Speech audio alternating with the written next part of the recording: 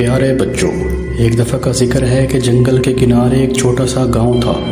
وہاں کے بچے اکثر جنگل کے قریب کھیلنے جاتے، لیکن بڑے ہمیشہ انہیں خبردار کرتے کہ سورج ڈھلنے کے بعد جنگل میں نہ جائیں، کیونکہ جنگل میں کچھ عجیب و غریب اور خطرناک مخلوقات رہتی تھی۔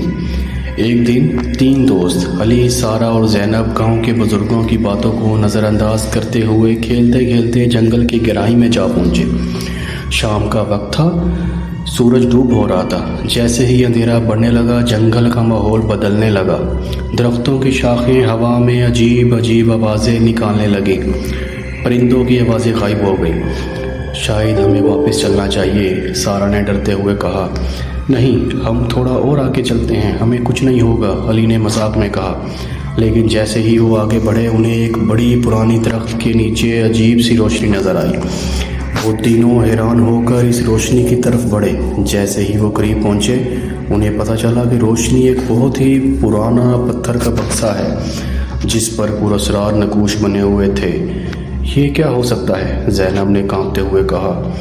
علی نے بکسا کھولنے کی کوشش کی، لیکن جیسے ہی اس نے اسے چھوا، پورا جنگل ہلنے لگا۔ درختوں کی شاخیں اچانک زندہ ہو گئیں اور سانپوں کی طرح حرکت کرنے لگیں۔ ہوا میں خوفناک آواز گونجنے لگی، جیسے کوئی پرانی مخلوق زندہ ہو گئی ہو۔ یہ کیا ہو رہا ہے؟ علی نے خوف سے چیختے ہوئے کہا۔ ایک پرانی سرگوشی نما آواز جنگل کے ہر کونے سے آنے لگی۔ تم نے میرے آرام کو برباد کر دیا ہے، اب تم اس جنگل کا حصہ بنو گے۔ تینوں دوست خوفزدہ ہو کر بھاگنے لگے، لیکن درختوں کی شاخیں ان کے پیچھے لپکنے لگیں۔ وہ چیختے ہوئے مدد کے لیے پکارنے لگے، لیکن جنگل کے اندر کوئی ان کی آواز نہیں سن سکتا تھا۔ اچانک ایک بوڑھے شکاری نے ان کی چیخیں سنی۔ وہ جانتا تھا کہ جنگل کے اندر کیا خطرہ ہے، اس لیے اس نے اپنی مشل جلائی اور جنگل کی طرف دوڑ پڑا۔